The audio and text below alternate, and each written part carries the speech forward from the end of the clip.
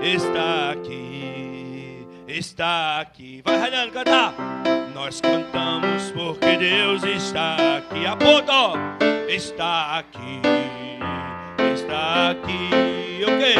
Aleluia. Nosso Deus está aqui, está em ti, está em ti. Nós cantamos porque Deus está em ti, está em ti, está em ti.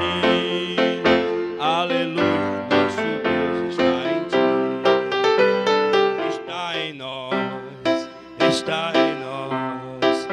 Nós cantamos porque Deus está em nós, está em nós, está em nós. Aleluia. Nosso Deus está em nós. Agora os quatro uma vez. Está aqui em mim, em ti, em nós. Está aqui em mim, em ti, em nós. Nós cantamos porque Deus está aqui em mim, em ti, em nós. Minhas mãos estão cheias de ricas bênçãos. Que eu toco, bendito será. E cada irmão que eu toco, bendito será. Minhas mãos estão cheias de ricas bênçãos. Minha boca está cheia. Minha boca está cheia de ricas bênçãos. Minha boca está cheia de ricas bênçãos. A cada irmão que eu falo, bendito será. Minha boca está cheia de ricas bênçãos. Os meus pés estão cheios de ricas bênçãos. Estão cheios de ricas bênçãos. Devagarzinho. Cada irmão que eu toco, bendito será. Abençoado assim, ó. Ricas bênçãos. Cada irmão que eu abraço, bendito será. Em cada irmão que eu abraço, bendito será. Os meus braços estão cheios de quê? Querido Deus, Pai, amai, proteja famílias que estão precisando. Aquelas pessoas que estão precisando do Senhor, visita, Deus.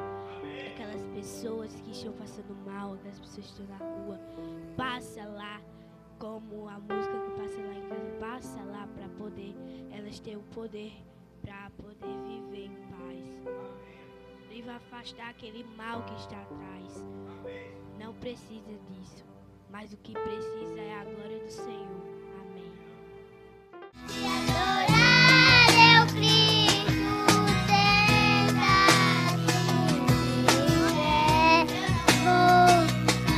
vou perder a terra de louvar.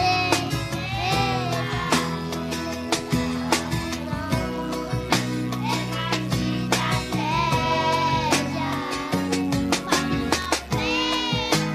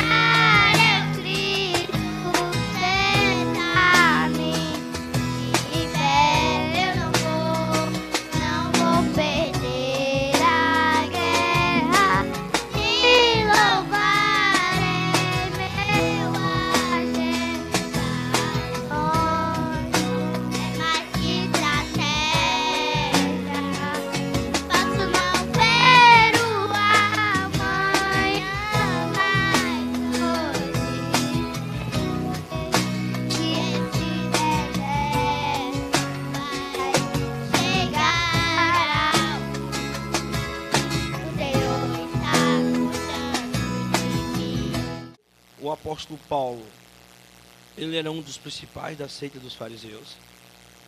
E, portanto, ele tinha toda a autoridade e era comissionado pelos principais fariseus e sacerdotes. O texto diz que ele ia munido e comissionado pelos principais sacerdotes. Então ele tinha a autoridade dos homens mais importantes de sua época, para fazer aquilo. Inclusive, quando ele vai lá na estrada de Damasco, que ele cai do cavalo, a gente pode pensar literalmente, mas daqui a pouco a gente vai pensar metaforicamente. Quando o apóstolo Paulo cai do cavalo, cego pela luz, né, que aparece diante dele, Paulo estava indo exatamente com uma dessas cartas na mão.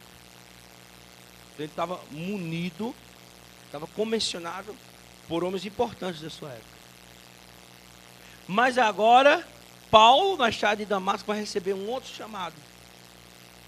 Agora ele não vai ser comissionado, e aí a gente vê depois no texto, ele não vai ser mais comissionado agora, ele vai participar de outra comissão. Ele vai ser comissionado por Deus, que diz que vai fazer testemunha.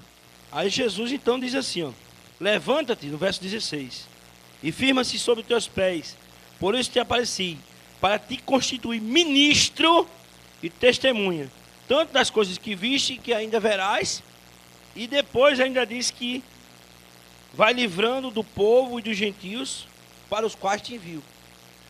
Então, no caso, ele diz que vai comissionar Paulo agora para ser ministro e testemunha.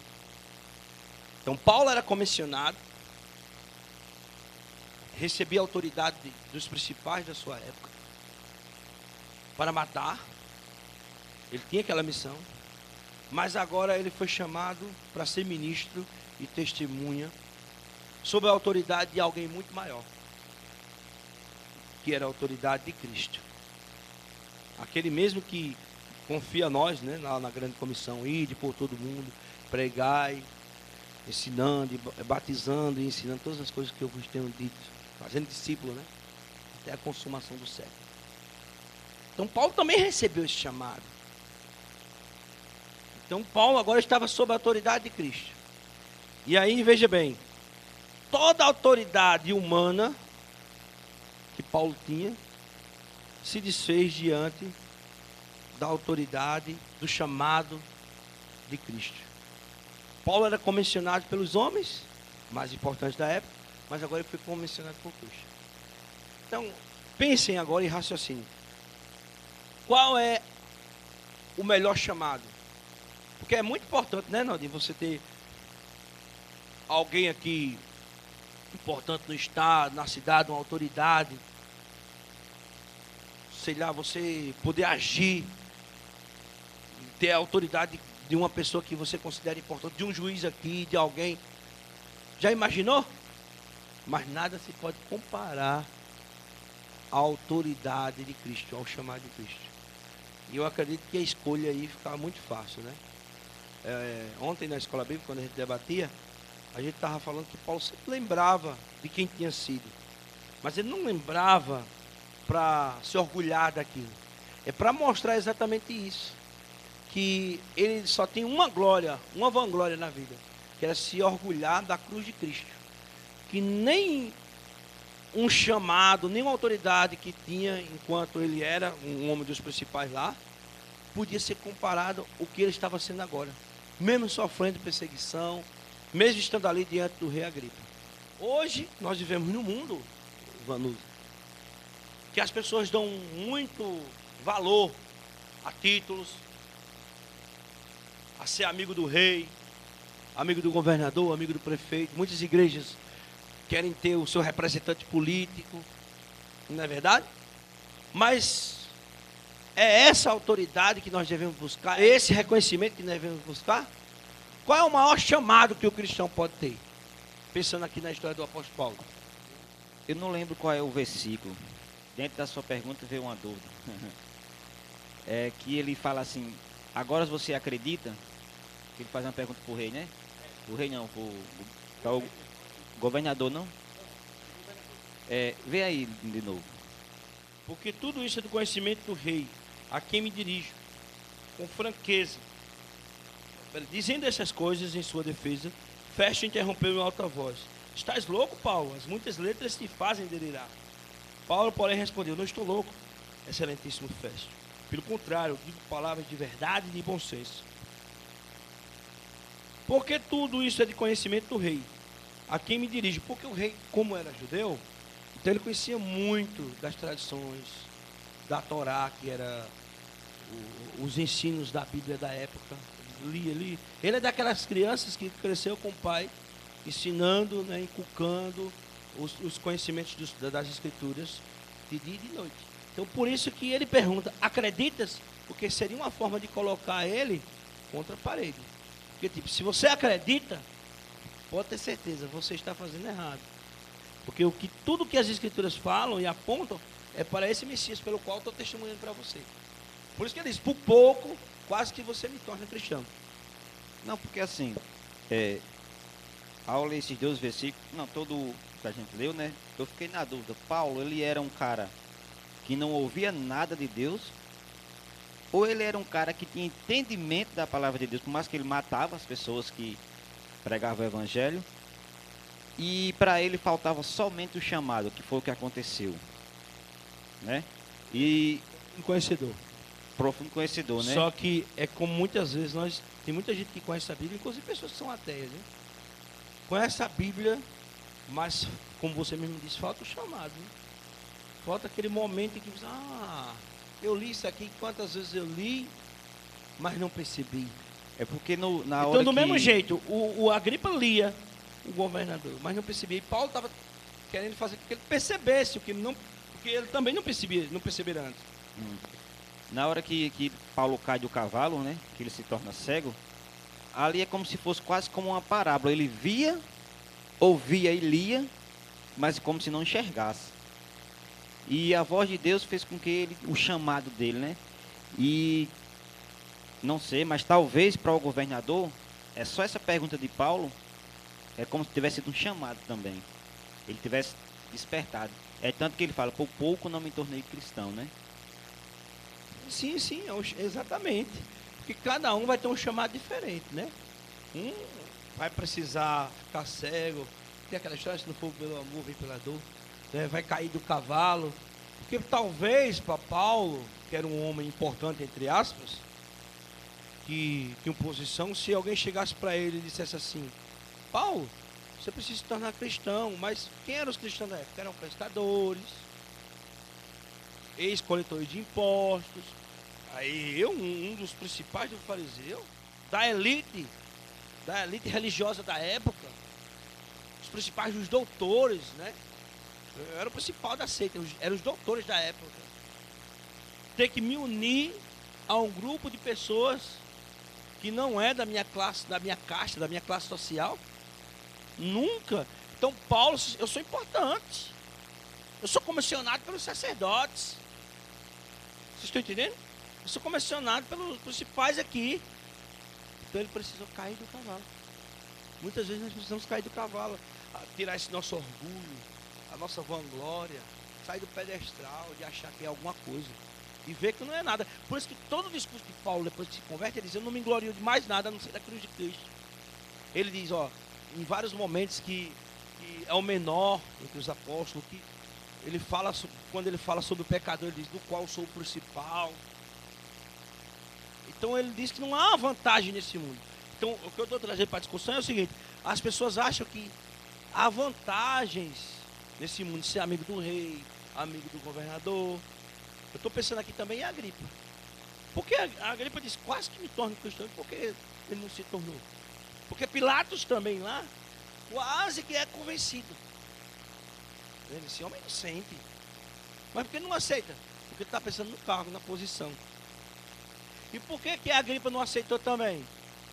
Com certeza fez como Paulo, pensou na posição. Mas diferente de Paulo, ele preferiu ficar com a posição. Não posso me converter. Aí Paulo agora estava perseguindo, agora está sendo perseguido. Eu vou deixar de ser governador e vou ser humilhado, perseguido, né? Vamos colocar outro no meu lugar.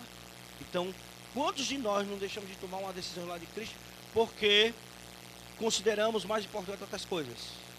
No grau de importância colocamos outras coisas. No caso do rei Agripa foi o cargo. Pilatos também O jovem rico, a gente já estudou esse trimestre também. Foi a riqueza. Então, não é que é errado ser um governador, não é que é errado ser rico. O problema é a importância que você dá àquilo. E Paulo vem mostrar que o principal motivo de orgulho dele era a cruz de Cristo, era o evangelho, era testemunhar do que Jesus tinha feito na vida dele. E não aquele passado que dava muita glória para ele, por ser um dos principais sacerdotes. Entendeu? Que é esse ponto que eu estou querendo trazer para a discussão. Quantos de nós, mano, não valorizamos mais o que nós temos aqui? Nos preocupamos mais com esse mundo, com as coisas, o que podemos ter, as recompensas. E o apóstolo Paulo não levou em conta nada disso. Não, em um dos exemplos, além de todos, né, que Paulo deixa, é que a principal coisa que ele fez é ser orgulhoso em deixar o orgulho, né? Ou seja, para ele foi mais fácil ele deixar de ser aquele cara importante para os homens. Ele continuou fazendo a mesma função, só que para uma pessoa bem diferente, de um poder bem maior do que o governador, né? Ele passou a ser a mesma coisa, só que num papel diferente. O governador do universo, né? O rei do universo. Eu acho que isso aí é aquele que nos dá como é que a gente diz? Que assina o nosso contrato. É outra palavrinha que tem.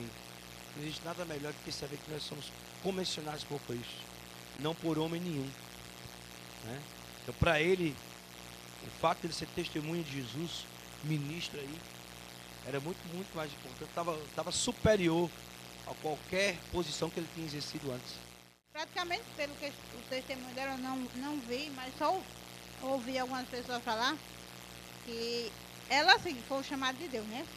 Assim, ela disse que ela tinha dito que não iria correr atrás da política. Mas se fosse da vontade de Deus, se a política viesse até ela, sim, ela iria entender como um propósito de Deus na vida dela. Então, acho que é isso. Eu acho que tem muitos que se envolvem, tem os dois lados, né? Basicamente. Uns até esquecem de ser cristão, ali se envolve tanto no poder, querendo só o poder, que às vezes esquece que o poder maior é de Deus, né? E se transforma e vira outra pessoa, sei lá, assim, entra para aquele mundo, mas ao mesmo tempo não bota Deus em primeiro lugar. Eu vendo as duas histórias, assim, um pouco da história dela que contaram, pelo que disseram, espero que seja assim, né? Que ela realmente se acha escolhida por Deus e que ela venha pedir muita sabedoria a Deus e que se ela é cristã, ela continue dando bons exemplos, né? Não mudem. É porque, na realidade, as pessoas, quando vão, muitos querem desfrutar do glamour, né, do poder, já tem aquela intenção. Tem uma série aí, que às vezes é uma coisa de ficção, a gente fica dizendo, isso é mentira e tal, mas ela tem muitos ensinamentos. Uma série que passou aí desde 2011, foi terminar, acho que foi em 2018, Game of Thrones. E o nome já está dizendo, Game of Thrones, game é jogo. O jogo do poder, pode dizer assim, para jogo do trono. Eram uns 7 reinos que tinha sido dividido no passado e que agora toda a série é desenvolvida na ideia de quem assumiria o trono de ferro. Seria o rei novamente dos 7 reinos. Cada um brigando pelo poder para ser o maior. Então toda a série se desenvolve nessa trama. Interessante que no final, inclusive foi muito criticado esse final por algumas pessoas que não gostaram. Quem acabou se tornando o rei foi alguém que não tinha nada a ver. Que não lutava por poder, que não queria ser rei de jeito nenhum, que não estava brigando por aquilo. E aí ele foi escolhido. E aí eu acho bonita essa frase da série que eu levo e trago para mim, que é assim, ele diz assim: talvez é das pessoas que não querem ser nada, que estão mais aptas para ser alguma coisa. Estou parafraseando, mas é nessas palavras aí. Porque, por exemplo, quando alguém tem aquela obsessão, eu quero ser o pastor, eu quero ter aquele cargo, eu quero ter... Às vezes, a pessoa mais tem que estar lá porque não tem outro. E você, às vezes, é a pessoa mais indicada, de fato, para aquilo. Né? Então, é isso. Quem luta muito por glória, por poder, Realmente, então, é isso. Isso é bom, porque ela não tem aquela visão do poder quando ela chegar lá, né? Você diz, pode mudar. Eu acredito muito na mudança, não. Eu acredito mais que as pessoas já são, né? E as pessoas só apenas aprimoram mais, né? Então é isso. E seria melhor governar. É assim em direção de escola, é assim em outros lugares, em outros setores. É incrível como às vezes, quase sempre, né? Deus fala com você de diversas formas. E hoje mesmo eu estava conversando com o Nildinho de manhã, antes de vir para a igreja, né? Eu na dúvida, se vinha ou se não vinha. Aí Nildinha também, se vinha, se não vinha. E a gente conversando. E ela falou assim, não, eu aprendi esse tempo todo que ser crente não é só ir para a igreja e cantar, não. Eu tenho quase certeza que ser crente é aquela pessoa que busca a alma, é aquela pessoa que traz gente para a igreja. Não é só você ir lá e cantar e vir para casa, não. E a lição está falando justamente isso aí, né? E você citou lá no filme, eu fiquei pensando. Alguns dias eu pensava, sou crente aqui dentro da igreja e tal, dentro da empresa. Eu deveria trazer o teclado para cá, mas dá dificuldade. Aí quando foi ontem, do nada meu irmão mandou trazer um violão. Tá vendo como é as coisas? Isso aí, leva esse violão, tá aqui parado. Agora já não tem mais desculpa como eu não levar um instrumento para Paraíba. E a gente, quando não faz, as pessoas chamam. Parece até que é para nos envergonhar, a gente com medo, com a timidez. Eu acho que o que o apóstolo vem ensinar, o apóstolo Paulo vem nos ensinar, é para a gente não ser tímido diante das oportunidades. Ora, lá na sala de aula a gente, não, é porque você está na escola, é outro ambiente, num contexto lá de professores. É melhor a gente evitar, não é a ocasião. Mas a mulher, a coordenadora chama aí, faça uma oração por mim. E eu fiquei assim, nossa, ela está me pedindo oração, mas não posso negar. Eu fui lá e orei. E ela depois me agradeceu pela oração. Veja, num ambiente de trabalho. E às vezes a gente fica com medo de dizer alguma coisa, não, porque eles podem se ofender, porque eu estou de alguma forma fazendo alguma propaganda, né, de religião, ou me achar chato. Mas se eles mesmos estão buscando o que a gente não faz, eles fazem.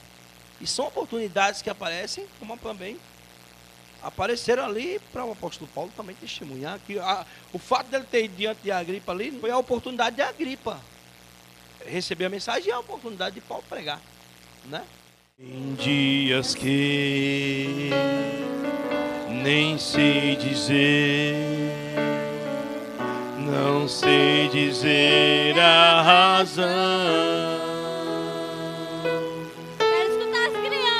Eu sinto em mim uma dor sem fim. Não sei dizer a razão. Consigo ainda Jesus clamar. Dobra os joelhos. Agora sim.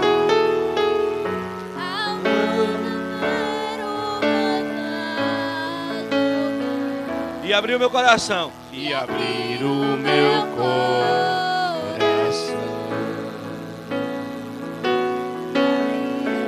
Sou mensageiro do Rei, Senhor. Sou testemunha.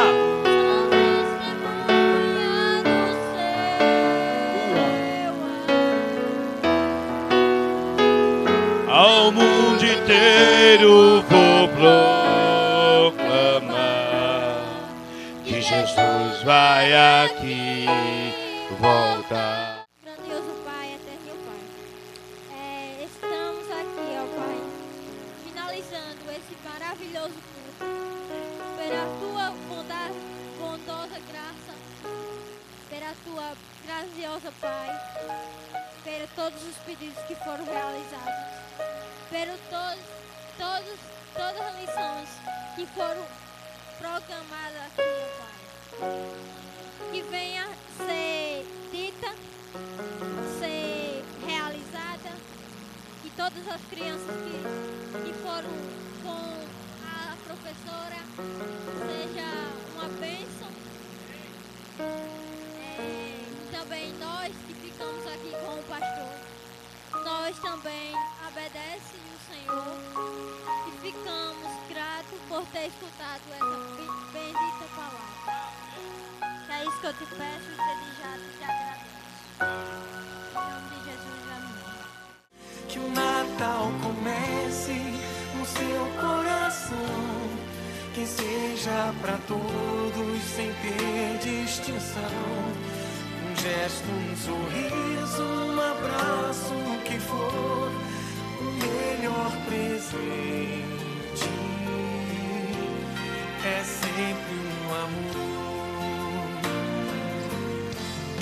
Se a gente é capaz de espalhar a alegria, se a gente é capaz de toda essa magia, eu tenho certeza que a gente podia fazer com que fosse Natal todo dia. Se a gente é capaz de espalhar a alegria, se a gente é capaz de toda essa magia, eu tenho certeza que a gente podia fazer com que fosse Natal todo dia,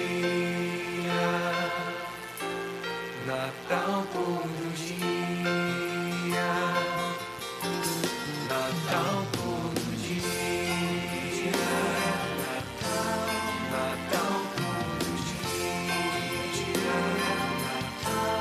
Natal todo dia, Natal todo dia, Natal todo dia. A graça maravilhosa do Senhor e Salvador Jesus, o amor do nosso Pai Criador, a comunhão e as consolações do Espírito Santo estejam com todos, hoje e para sempre. Amém.